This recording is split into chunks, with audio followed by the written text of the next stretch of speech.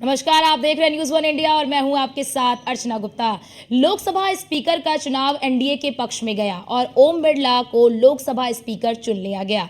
लेकिन ये चुनाव प्रतीकात्मक रूप से बहुत ही खास रहा। अव्वल तो ये कि इस चुनाव में अखिलेश यादव की राजनीति और ज्यादा उभर कर राष्ट्रीय फलक पर सामने आए। याद करिए, लोकसभा चुनाव से पहले अखिलेश यादव ने पीडीए का नारा दिया।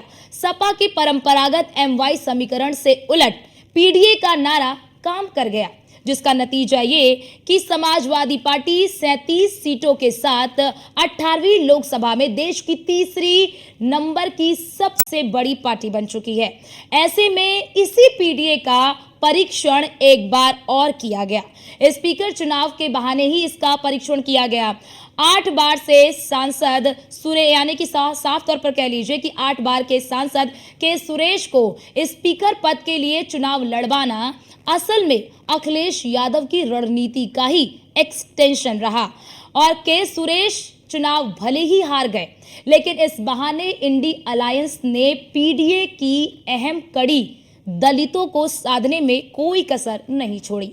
सवाल ये कि क्या अखिलेश यादव का पीडीए एजेंडा अब समूचे विपक्ष के लिए एक कोर एजेंडा बन गया है, और क्या विपक्ष की सियासत में इसी पीडीए के जरिए अखिलेश यादव का कद बड़ा हो रहा है, और क्या पीडीए का ये प्रयोग अब अखिलेश के नेतृत्व में आगे बढ़ने वाला है? तो ये कुछ अहम सवाल जिस पर आज हम चर्चा भी करेंगे और आपको बताएंगे भी तमाम जो हमारे पैनलिस्ट जुड़ेंगे वो बताएंगे कि किस तरह से अखिलेश यादव का जो कद है वो किस तरह से बढ़ रहा है। एक परंपरागत जो एमवाई फैक्टर का ये माना जाता था कि समाजवादी पार्टी जो है वो एमवाई फैक्टर के साथ आगे बढ़ रही है, लेकिन अब सवाल कई कि विपक्ष को रास आया पीडीए का ये प्रयोग, और क्या इसी प्रयोग से अब अखिलेश यादव जो है वो आगे बढ़ते रहेंगे? अखिलेश के नेतृत्व में क्या अब यही पीडीए फॉर्मूला आगे बढ़ेगा? ये बड़ा सवाल है कि क्या विपक्ष को भी ये पीडीए का फॉर्मूला रास आ रहा है? क्या अखिलेश यादव का पीडीए का एजेंडा अब समूचे विपक्ष का कोर एजेंडा बन गया है? ये बड़ा सवाल है, क्योंकि आपने देखा कि आज जिस तरह से लोकसभा के स्पीकर भले ही ओम बिरला चुन लिए गए, लेकिन के सुरेश का नाम जब आगे किया गया तो उसके बाद ये भी माना जा रहा है कि इसमें मुख्य रूप से अखिलेश यादव का एक्सटेंशन रहा। तो साफ तौर पर 2024 के खेल में अखिलेश यादव अव्वल, ये भी सवाल, और नंबर गेम में विपक्ष पीछे खिसका। यानी कि भले ही आज आपने देखी तस्वीरें कि एनडीए के पक्ष में ये गया हो, यानी कि स्पीकर एनडीए का चुन लिया गया हो, लेकिन यहाँ पर एक बड़ी चीज सामने आई कि आप देख रहे होंगे कि पीडीए का फॉर्मूला जो है वो उभर कर अब और भी तेजी से आगे आ रहा है। आज़ाद भारत में पहली बार स्पीकर का चुनाव हुआ, और अब ऐसे में क्योंकि अब एक पूरा सिनेरियो सेट किया गया है, अगर बात करें तो सपा की छवि थी कि एमवाई की पार्टी है, लेकिन आपने देखा इसी चुनाव में देखा आपने इसी 2024 के लोकसभा चुनाव में कि किस तरह से एमवाई के फैक्टर से निकलकर पीडीए के रूप में समाजवादी पार्टी किस तरह से उभर कर सामने आई, और कितना शानदार प्रदर्शन रहा कि देश की तीसरी सबसे बड़ी पार्टी के तौर पर उभरी इस लोकसभा के चुनाव में 37 सांसदों के साथ। और अब ऐसे में क्योंकि के सुरेश, जिन्हें उतारा गया था मैदान में इंडी अलायंस की ओर से उम्मीदवार बनाया गया, और साफ तौर पर यहां पर भी एक पीडीए की झलक साफ तौर पर देखने को मिली। बड़ी बात आपने देखा होगा कि जब के सुरेश का नाम प्रोटेम स्पीकर के लिए रखा गया, जब उन्हें नहीं बनाया गया तो विपक्ष किस प्रकार से हमलावर हो रहा था सत्ता पक्ष पर। वो ये कहकर हो रहा था कि दलित है और इसीलिए जो है कि वो नहीं बनाना चाहते हैं और दलित को पीछे रखना चाहते हैं।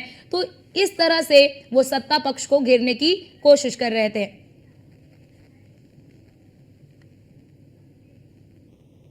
और आज इसी मुद्दे पर चर्चा करने के लिए हमारे साथ खास मेहमान भी जुड़ चुके हैं। आपका तारुफ करा देती हूँ। श्रीकांत मिश्रा नेता है बीजेपी के, पूजा मिश्रा प्रवक्ता हैं सपा की, अभिनव झा पॉलिटिकल एक्सपर्ट के तौर पर हमारे साथ जुड़ चुके हैं। आप सभी मेहमानों का बहुत स्वागत है। पूजा मिश्रा जी, आज शुरुआत आपसे करूंगी, प्रवक्ता है सपा की, कि क्या अब ये पीडीए का जो फॉर्मूला है, क्या ये समूचे विपक्ष का कोर एजेंडा है? आपको नमस्कार अर्चना जी, और साथी प्रवक्ताओं को भी मेरा नमस्कार।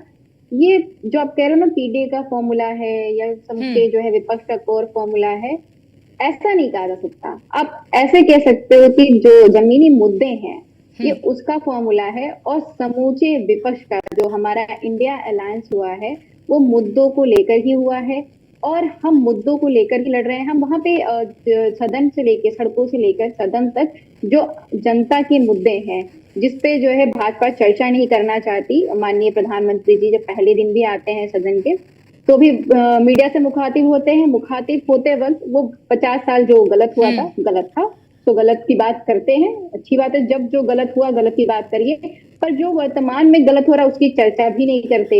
ये बड़ी विडंबना हो जाती है कि जिसके जो देश का प्रधानमंत्री है, जिसके हाथ में भी देश को चलाना है सुचारू रूप से, वो जो है वर्तमान में जो गलत चीजें हो रही हैं, गलत कार्य चल रहे हैं, उनमें चर्चा न करके बस भूतकाल में चले जाते हैं। तो जो विपक्ष है अर्चना जी, विपक्ष कार्य कर रहा है जमीन पर, सर्व समाज की बात कर रहे हैं। और जैसे कि माननीय राष्ट्रीय अध्यक्ष समाजवादी पार्टी अखिलेश यादव जी ने जब बात की थी पीडीए की, तो उन्होंने ये जो हमारा टिकट डिस्ट्रीब्यूशन रहा उसमें समावित भी किया, वो प्रेजेंट भी हुआ, दिखा भी कि हमने सर्व समाज को टिकट डिस्ट्रीब्यूशन में रखा। और उसके बाद में जो हमारे सांसद चुन के गए हुए हैं अर्चना जी, आप उसमें भी देखेंगे तो उसमें भी सर्व समाज आपको रिप्रेजेंटेशन देता हुआ दिखेगा। हम सर्व समाज की बात सिर्फ मुंह से नहीं कर रहे होते, हमको धरातल पर उतार रहे होते। मुद्दों की बात हम मुंह पे नहीं कर रहे होते, हम धरातल पर उतार रहे होते। कल जब सदन में जो है हम मुद्दों की बात उठा रहे थे, तो हमारे यहाँ लखनऊ पे सड़क पर भी जो है हम मुद्दों की बात उठा रहे थे, जिसपे जो है काफी समाजवादी पार्टी के कार्यकर्ताओं की गिरफ्तारी भी हुई। तो अर्चना जी, ये मुद्दों का जो है समीकरण है, और ये मुद्दों का ही आप कह सकते हो कि एजेंडा है। जो आप कह रहे थे कि विपक्ष का जो एजेंडा बन गया हुआ है, तो ये मुद्दों का एजेंडा है, और जनता के मुद्दों को लेकर संविधान के अकॉर्डिंग अगर सत्ता पूजा जी, मेरा सवाल ये नहीं था कि करना क्या ये चाहेगा तो समूचे भी हम विपक्ष उनको का करने है? के लिए बाध्य करेंगे। ठीक है, ठीक है पूजा जी, मेरा सवाल ये था कि क्या समूचे विपक्ष का कोर एजेंडा बन गया है पीडीए? ठीक है, आपके पास आएंगे। हमारे साथ श्रीकांत मिश्रा जी भी जुड़ चुके हैं, नेता हैं बीजेपी के। श्रीकांत मिश्रा जी, जिस तरह से अब ये पीडीए फॉर्मूला सफल हो रहा है, क्या आपको लगता है कि इस पीडीए फॉर्मूले की काट निकालना आपके लिए बहुत महत्वपूर्ण हो जाता है, बहुत जरूरी हो जाता है? क्योंकि अगर ये फॉर्मूला इसी तरह से अगर सफल होता रहा तो कहीं ना कहीं आप लोगों के लिए दिक्कतों का सामना करना पड़ेगा, आप लोगों को दिक्कतें आप लोगों की बढ़ जाएंगी। अच्छा जी, मैं एक चीज बताना चाहता हूँ कि अभी लोकसभा के स्पीकर का चुनाव हुआ है। निश्चित रूप से विपक्ष ने अपना उम्मीदवार खड़ा किया था, इंडिया अलायंस ने, लेकिन आपने देखा होगा एक कहावत है कि अंत भला तो सब भला। ध्वनि मत से ही चुन लिए गए हैं लोकसभा के स्पीकर ओम बिरला जी। लगातार दूसरी बार उन्होंने निर्वाचित हुआ है, उन्होंने निर्वाचित हुए हैं स्पीकर के रूप में। तो एक तो सवाल ये है कि भाई आपका जो सवाल था कि पीडीए का फार्मूला विपक्ष का, समूचे विपक्ष का एजेंडा बन जाएगा। अभी हमारी बहन पूजा मिश्रा जी भी आपको क्लियर कर रही थी, ये मुद्दों की बात है। ये पीडीए, देखिए जो समाजवादी पार्टी का पीडीए है वो डीएमके का पीडीए नहीं हो सकता है, वो यूबीटी का, जो शिवसेना यूबीटी है उसका पीडीए नहीं हो सकता है। सब रीजनल, मोस्टली आप इंडिया अलायंस में देखेंगे तो रीजनल पार्टियों का एक अलायंस है, उसमें राष्ट्रीय पार्टी के रूप में एक कांग्रेस पार्टी मुख्य रूप से आगे है।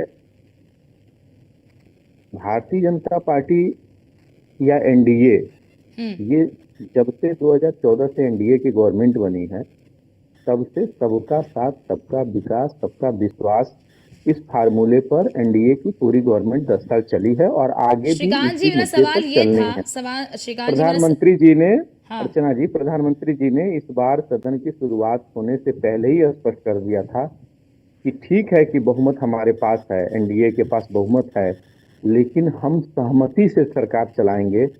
ऐसा उन्होंने एक अपेक्षा भी रखी है इस 18वीं लोकसभा से। या जी, आपका प्रश्न। हाँ श्रीकांत जी, मैं ये सवाल आपसे पूछ रही थी कि क्योंकि पीडीए के फॉर्मूले को जिस तरह से लेकर अखिलेश यादव आगे बढ़ रहे हैं, पीडीए के फॉर्मूले को साफ तौर पर आपने भी देखा कि उत्तर प्रदेश में उनको इस फॉर्मूले पर जिस तरह से उन्होंने पूरी रणनीति सेट की, उन्हें सफलता मिली। और अगर पीडीए का फॉर्मूला इसी प्रकार से अगर सफल होता रहा तो आप लोगों को नहीं लगता कि आप लोगों के लिए चुनौतियां बढ़ जाएंगी, आप लोगों को अर्चना इसका जी, ये काट पीडीए निकालना का पड़ेगा? फार्मूला का सक्सेस नहीं है, ये ठीक। दो चीजों का जो देखिए हमने भी अपने हार की समीक्षा की है। ये जो हमने जो 400 का नारा दिया था, ये ठीक है, हमारी चूक हुई कि हमने जो 400 का नारा दिया, हम उसको नीचे तक पब्लिक में जाके जो इन लोगों ने प्रतिपक्ष ने जो एक उसको संविधान बदल जाएगा, 400 इनके नंबर आ जाएंगे तो आरक्षण खत्म हो जाएगा, ऐसा एक जो भ्रम फैलाया गया आम जन में, उसको हम दूर नहीं कर पाए या उसको वाश आउट नहीं कर पाए हम। ये हमारी कमी हो सकती है और इसके नाते हमारी सीटें कम हुई हैं। ये पीडीए की जीत नहीं है, ये उनके हमारे नारे को इन लोगों ने अपने तरीके से वो इंटरप्रेट करके और आम जन को भ्रमित करने का काम किया। इसका लाभ ठीक है। एनडीए अलायंस को उत्तर प्रदेश में मिला है, ठीक। इसलिए इसको पीडीए नहीं कहा जा सकता। ये तत्कालिक और क्षणिक मुद्दे की बात है। ठीक है जी। ठीक है, हमारे साथ अभिनव झा भी हैं, पॉलिटिकल एक्सपर्ट के तौर पर हमारे साथ जुड़े हुए हैं। अभिनव जी, आपसे भी मेरा सवाल यही है कि क्या आपको लगता है कि इस पीडीए के फॉर्मूले से अखिलेश यादव जो है वो विपक्ष की सियासत में अपने कद को बढ़ा रहे हैं, और क्या आपको लगता है कि उनका कद बढ़ रहा है? स्पीकर में हमने देख लिया कि किस तरह से।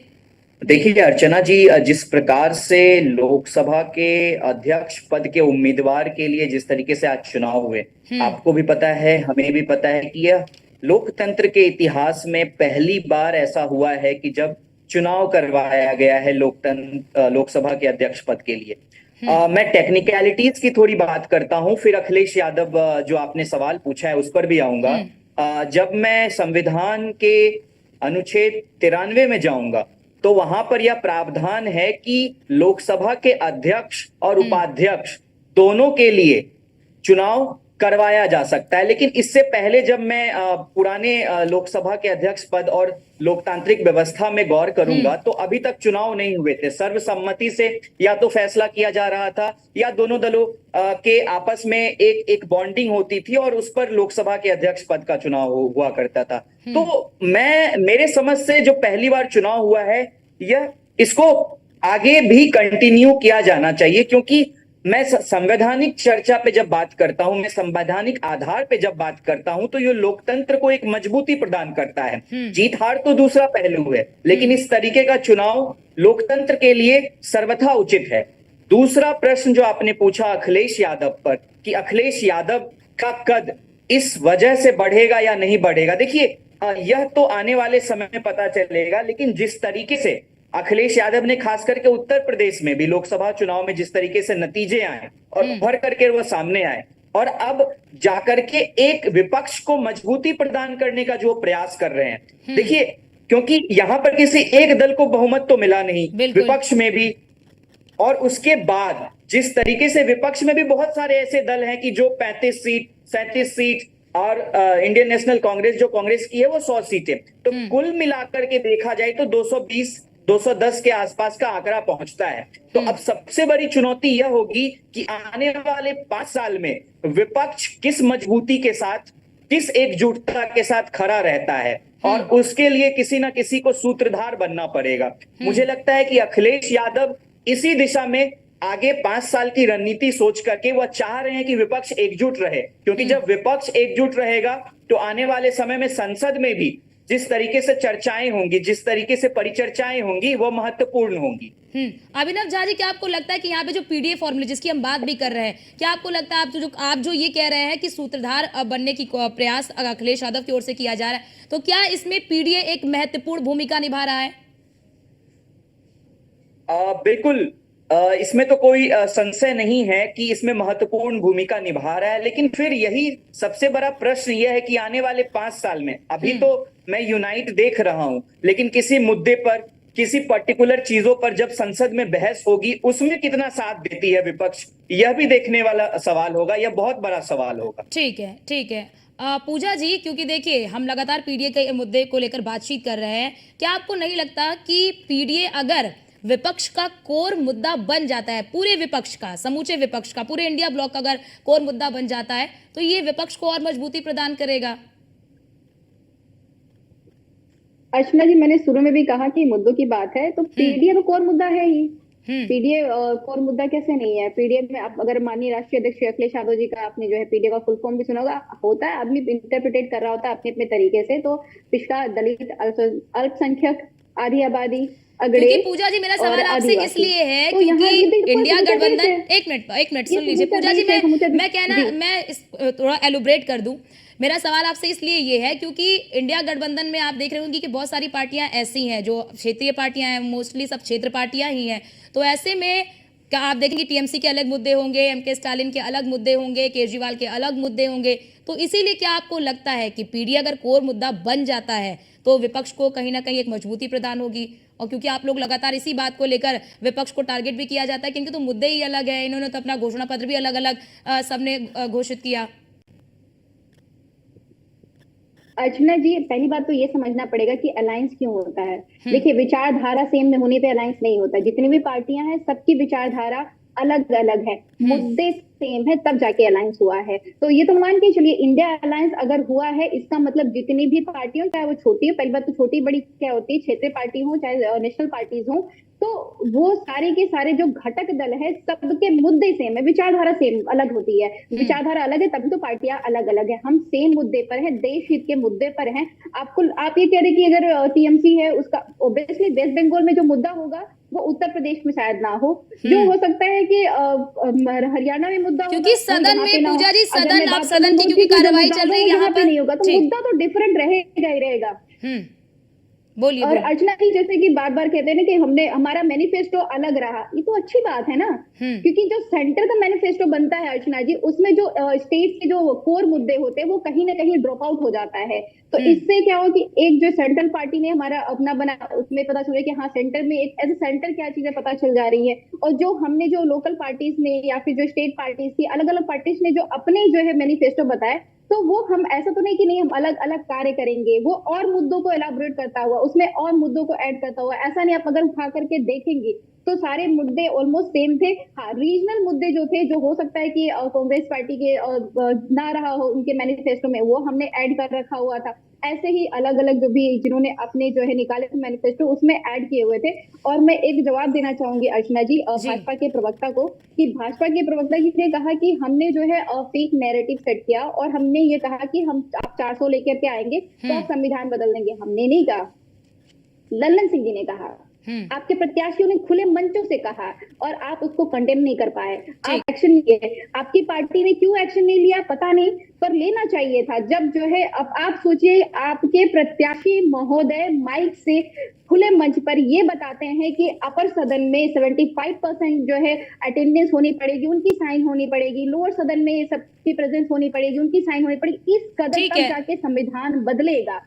आप सोचिए, आप जनता के बीच में जा रहे हैं, आपका प्रत्याशी इस तरीके की बातें करे, इसका मतलब आपके अंदर मंशा ऐसी है। आप संविधान के अकॉर्डिंग कहाँ कर रहे हैं? अभी बताइए, उत्तर प्रदेश में आउटसोर्सिंग की बात चली हुई थी, वो संविधान के अकॉर्डिंग है या फिर अग्निपथ आपने संविधान के अकॉर्डिंग किया हुआ है?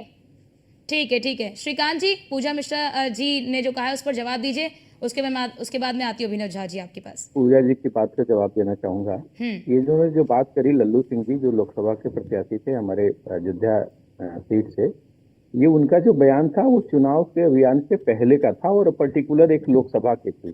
आप अर्चना जी गौर करिए, जब इन लोगों ने ज्वाइंट रैलीज की हैं अखिलेश जी ने और राहुल जी ने, तो उसमें संविधान बचाना है और आज भी आप देखेंगे कि वो संविधान लेकर ही वो मैसेज देने की कोशिश कर रहे हैं कि हम संविधान बचा रहे हैं और संविधान का को सुरक्षित करना है। कोई संविधान के इतर ये जो लोकसभा के स्पीकर का इलेक्शन हुआ है या जो सदन की कार्रवाई चल रही है या जो सरकार चलनी है इंडिया में, भारत में पूरी तरह से रूल ऑफ लॉ लागू है, यहाँ विधि का शासन है, यहाँ संविधान को इग्नोर करके कोई चल ही नहीं सकता है। वो तो उसके ऊपर सुप्रीम कोर्ट बैठा हुआ है। जी, विपक्ष देखिए हर पार्टी अपने नैरेटिव सेट करती है। वही चुनाव मैं के कह रहा हूँ, समय इनकी श्रीकांत जी हर रैलियों पार्टी में अपने इन नैरेटिव लोगों सेट ने करती पूरी है। तरह से अगर एक पूरी पार्टी तरह कुछ से और कह रही है, दूसरी पार्टी कुछ और कह रही है, सारी पार्टी अपने अपने नैरेटिव सेट करती है। नहीं, अगर आपको हमारे लगता है संविधान कि पकड़ने से इनको कष्ट क्या है, ये भी ले जी ले संविधान अपने हाथ में अरे लेके हमें चलेगी, हाँ जी मैं सम्मान पूजा करता जी, हूँ हमें संविधान। की जरूरत ही क्या आपको है? परेशानी हम क्यों तो हो रही संविधान है? के अनुसार मतलब चल आपको रहे खुद हैं। खुश होने, आपको खुश होना चाहिए। ठीक बिल्कुल कहाँ चल बिल्कुल, रहा है? ये तो चंडीगढ़ अच्छी में आपने बात क्या किया है। था? वो ठीक संविधान के अकॉर्डिंग था? आप बताइए, अग्निपथ संविधान के अकॉर्डिंग से? आप ठीक है बताइए कहाँ संविधान के अकॉर्डिंग से? आप ठीक है बताइए 141 सांसद को आप निष्कासित कर देंगे, लो ठीक पास है कर देंगे एक तरफा, ये सब संविधान के अकॉर्डिंग होता है ठीक क्या? है सदन की गरिमा ठीक की बताइए। रक्षा करना और सदन की मर्यादा का पालन करना है लोकसभा स्पीकर का विवेक अधिकार है। उनको और लगता है कि विपक्ष को कोई भी खत्म करने का सदस्य प्रयास करना कि विपक्ष सदस्य होना ही नहीं चाहिए, ये सारे विपक्ष के संविधान के पास अकॉर्डिंग पूजा है। जी नंबर ही कहाँ था? विपक्ष के पास आप इस बार 10 साल बाद नंबर आया है। ईडी, नहीं बिल्कुल हमें पता है, हमें पता है 10 कि बार नियम रेगुलेशन में 10 पता है कि 10% चाहिए होता है, तभी आप नेता प्रतिपक्ष होते हैं। ठीक है ये जानकारी है। लेकिन लेकिन ठीक है, हमारे नेता विपक्ष प्रतिपक्ष तो है, मिला 10 साल हम बाद फिर ही नेता सही, प्रतिपक्ष नहीं हो सकता है, पर सदन को विपक्ष नेता तो था ही। प्रतिपक्ष तो मिला। ठीक है, अभिनव झा जी आपसे मेरा ये सवाल है कि अभी तो हम देख रहे हैं कि सभी तालमेल के साथ आगे बढ़ रहे हैं, लेकिन क्योंकि अब केंद्र राज्य अलग अलग होते हैं, यानी कि केंद्र में मुद्दे अलग होते हैं, राज्य में मुद्दे अलग होते हैं, लेकिन क्या आपको लगता है कि अखिलेश यादव का ये पीडीए फॉर्मूला वहां पर भी काम आएगा? क्या वो पीडीए फॉर्मूले के साथ ही संतुलन बनाकर और कदम ताल कर आगे बढ़ पाएंगे? क्योंकि आप देखते हैं कि ममता बनर्जी की जो पार्टी है, ममता बनर्जी अक्सर कई मुद्दे ऐसे आते हैं जहां पर वो खुलकर उसका विरोध करती हैं। देखिए, जब लोकसभा चुनाव में इन लोगों का गठबंधन हुआ और इन लोगों ने साथ मिलकर चुनाव लड़ा, हम्म तो अब आगे आने वाले जो विधानसभा के चुनाव होंगे, राज्य में जो चुनाव होंगे, यह महत्वपूर्ण भूमिका अदा करेंगे। खास करके मैं समय समय पर, आपको भी पता होगा कि जिस तरीके से ममता बनर्जी हो गई या फिर दिल्ली में अरविंद केजरीवाल हो गए, कभी जुड़ते हैं कभी अलग होते हैं, तो मतलब एक यूनाइटेड होकर के जिस तरीके से साथ मिलकर के विपक्ष को लड़ना चाहिए, वो नहीं हो पा रहा है। तो सबसे बड़ी महत्वपूर्ण भूमिका अब यह होगी कि हम साथ कैसे बांधे रखें, क्योंकि यहीं से फिर आगे तय होगी कि मुझे विधानसभा में, जैसे उत्तर प्रदेश में भी विधानसभा चुनाव होने वाले हैं 27 में, फिर हरियाणा में विधानसभा चुनाव होने वाले और बहुत सारी जगह पे विधानसभा चुनाव होने वाले हैं। तो वहां पर जो क्षेत्रीय मुद्दे होंगे वह लोकसभा के मुद्दे से अलग होंगे। तो यहां पर किस तरीके से विपक्ष अपनी मजबूती के साथ आगे बढ़ता है, यह देखने वाली बात होगी। और जिस तरीके से अखिलेश यादव या फिर जो राहुल गांधी हो गए, वो किस तरीके से लीड करते हैं, यह भी बहुत बड़ा सवाल होगा। और इनको कैसे लीड करने दिया जाता है दूसरे विपक्षी दलों के द्वारा, यह भी महत्वपूर्ण सवाल है जो आने वाले कुछ समय में पता चलने वाला है। जी, क्योंकि अभिनव झा जी, बहुत बड़ा सवाल ये भी होता है, क्योंकि देखिए अगर इंडी अलायंस की हम बात करते हैं तो कांग्रेस के बाद साफ तौर पर देखेंगे तो समाजवादी पार्टी जो है वो दूसरी बड़ी पार्टी इंडी अलायंस में। तो अब ऐसे में यही इंडिया अलायंस के सभी नेता यही चाह रहे होंगे कि एक दूसरे में किसी का कद बहुत ज्यादा ना बढ़े, जिससे कि उन्हें दबाया जाए, इसकी भी कोशिश खूब होगी।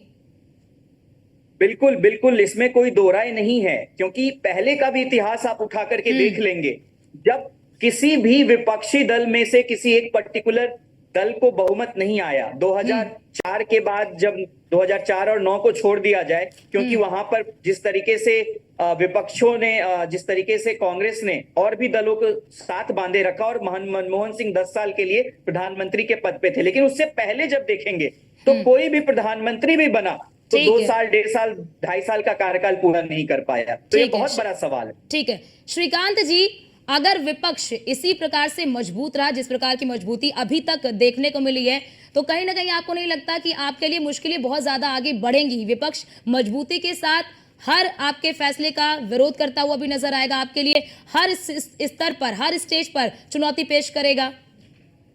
अर्चना जी, लोकतंत्र में प्रतिपक्ष का भी एक अपना पक्ष होता है और उनका भी एक पक्ष है, और उसका स्वागत होगा। उनके जो सकारात्मक सुझाव होंगे, जो देश हित में होंगे और समाज हित में होंगे, उनको सत्ता पक्ष स्वीकार भी करेगा और उसके अनुरूप कार्रवाई भी करेगा। रही बात जो एकता की, जो अपोजिशन की, आप यूनिटी की बात कर रही हैं, तो समय के ऊपर निर्भर करता है कि किस प्रकार से, क्योंकि देखिए सबके अपने छोटे छोटे स्वार्थ हैं और होना भी चाहिए। और राजनीतिक दल का जो गठन होता है, उनके अपने उद्देश्य होते हैं, उनकी अपनी विचारधारा होती है जी, उनकी अपनी एक विस्तार की सीमा है, उनको अपने एक विस्तार का उद्देश्य है, उसका लक्ष्य है, उसे प्राप्त करना है। अब उसमें जैसा अभिनव जी ने कहा, ठीक है, ठीक है श्रीकांत जी, बहुत शुक्रिया आप तीनों का हमारे साथ जुड़ने के लिए और अपना अपना पक्ष रखने के लिए।